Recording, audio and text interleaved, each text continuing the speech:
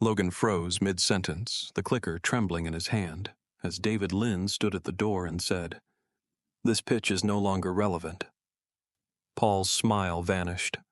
Executives turned. I sipped my coffee and flipped the next slide, out of habit. But what happened next will shock even those who thought they'd seen everything. But first, let's go back to the beginning. I'd spent 4 months building that pitch. Market data, segmentation maps, prototype visuals, all of it assembled after hours, sometimes from airport lounges between client visits. My boss, Paul Hargrove, knew that. He watched me sweat through it, encouraged it, told me to present like it was mine to win. Turns out, it was never mine to win. The day before our board review, he pulled me into his office, fake concern on his face like a bad actor. "We're going in a different direction," he said. "Thanks for your work, but we'll be letting Logan lead the pitch tomorrow." Logan, his 26-year-old son with a finance degree and an Instagram account full of Lamborghinis and crypto quotes. Logan, who didn't even know the client's name until last week. Logan, who now had my entire deck, repackaged, rebranded, with 0 credit given. I didn't scream. I didn't cry. I sat there and listened as Paul explained it like a business decision, not a betrayal. But inside, the burn had already started. It wasn't just the pitch. It was every overlooked idea, every coffee run while Logan skipped meetings, every "she's not leadership material" whispered when they thought I wasn't listening. They thought I'd swallow it. They were wrong. While Logan swaggered through the office, whiteboards full of half-baked buzzwords trailing in his wake like the stench of entitlement, I was already operating in another layer. Quieter, deeper, more dangerous. I wasn't going to beg Paul for credit or ask for fairness. That chapter was closed. Now it was about precision. David Lynn wasn't just a client. He was a strategist. Calm, unshakable, the kind of executive who could smell rehearsed jargon from a mile away. We'd worked on a limited campaign the year before, and though the budget was small, the results were sharp. High ROI, clean brand lift. He noticed. People like David always notice. I sent a short message. No emotion, no accusations. Just the truth in sterile language, that I had stepped back from the project and the presentation might lack some context. I knew he'd read between the lines. He replied within an hour. Lunch, off the record. The bistro was tucked on the east side, discreet, quiet, the kind of place with handwritten menus and linen napkins folded into triangles. I wore black, not because it was dramatic, but because it made me feel controlled, tactical. He didn't waste time. As soon as the appetizers were cleared, he leaned in. "So, tell me the real pitch." I did. I told him about the data threads Logan didn't even understand, the product synergies that weren't in the slides, the long-term ecosystem I'd mapped but had been scrubbed for simplicity. I slid my tablet across the table and pulled up the private deck, one no one else had access to, the one I'd been refining at midnight for months. Watermarked, time-stamped, unmistakably mine. He asked smart questions. I gave sharper answers. When the server poured our second coffee, he looked at me like he was evaluating a stock right before it exploded. "We're pulling the proposal," he said, calm as a guillotine drop. "But I want you, not them. This project deserves someone who sees the whole field." I didn't blink. I just said, "Understood." 3 days later, the contract hit my inbox, signed under my newly minted LLC, one I had filed 6 months earlier, just in case. Not hope, strategy. I never mentioned it to Paul, because silence, when placed with intention, is louder than any confrontation. The conference room had the usual sterile gloss, glass walls, espresso bar no one used, and chairs too expensive to be comfortable. But today it pulsed with something electric. Not excitement, not interest. Expectation, maybe. The kind of collective anticipation that fills a room when people sense blood in the water, but don't yet know whose. Paul stood front and center, a picture of practiced charisma. His tailored navy suit fit a little too perfectly, his grin a little too wide, like a man who thinks the spotlight loves him more than it does.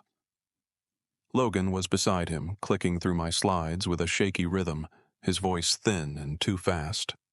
Every buzzword out of his mouth landed with a dull thud. Synergy, market positioning, next-gen alignment. The kind of language that sounds expensive, but means nothing. Slide 14. That's when the door opened. David Lynn entered without a word.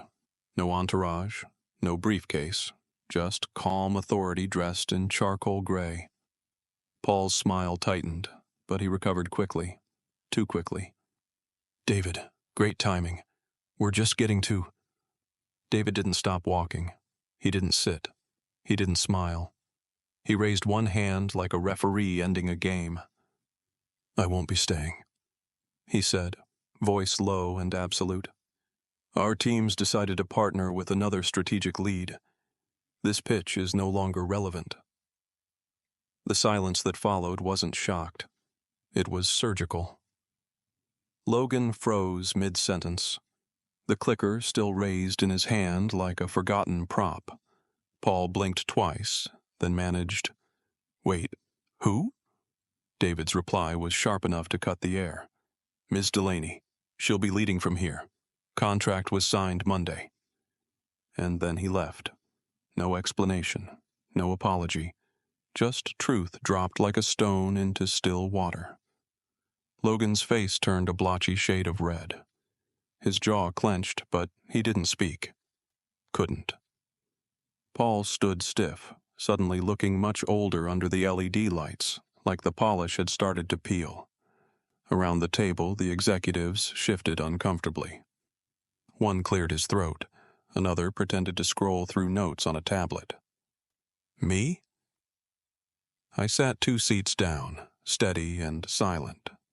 I sipped from my coffee like it was a morning ritual and flipped to the next slide out of reflex. I didn't need to say a word. The message had already arrived, loud, elegant, undeniable. For the first time, the room wasn't looking at Paul. It was looking at me. The week unraveled faster than any of them saw coming. Griffin and Walter's formal departure hit like a controlled demolition, swift, precise, and irreversible. It wasn't just about revenue. It was about reputation. Paul's carefully curated image as a visionary leader took a blow that no PR spin could soften. Internally, panic spread like wildfire. Team-wide emergency meetings were called under subject lines like realignment and reflection, filled with vague apologies and strategic nonsense. Paul stood at the front, blazer off, sleeves rolled up, the classic desperation costume, talking about rebuilding trust and moving forward stronger. No one bought it. Logan, once a permanent fixture in the office lounge with his protein shakes and loud phone calls, disappeared from Slack. His calendar went blank. His corner desk stayed dark. Rumor had it HR was combing through my archived files, trying to decipher the systems I built, the client matrices I mapped, the proposal styles they once mocked for being too dense. I pictured them scrolling, wide-eyed, realizing too late that every slide had a purpose. Every metric had a trajectory. But I wasn't there to watch it collapse. I was downtown, 4 floors above a florist in a second-hand space with crown molding that didn't quite match and an espresso machine that hissed too loud. But it was mine. The name on the door wasn't a logo or a brand concept. It was mine. My new team was small. Just 3, including my assistant, who handled client intake like a gatekeeper with a grudge. We worked tight, fast, and clean. No hierarchy for the sake of ego. No idea dismissed because it came from the wrong title. We didn't have investors or legacy clients or a social media presence yet, but we had momentum, and my inbox didn't stop. startups, retail chains, 2 non-profit think tanks. All of them wanted strategy from someone who knew how to build something real, not just talk about it in boardrooms. Then Paul emailed. Subject line, "Any chance we can talk?" I read it twice, once for context, once for confirmation. Then I archived it without replying. Some endings don't need confrontation. They need silence. The kind of silence that echoes back everything you were too arrogant to hear when it mattered. Because when you steal from someone who's spent years being underestimated, you don't just lose a client. You lose the architect of your best future.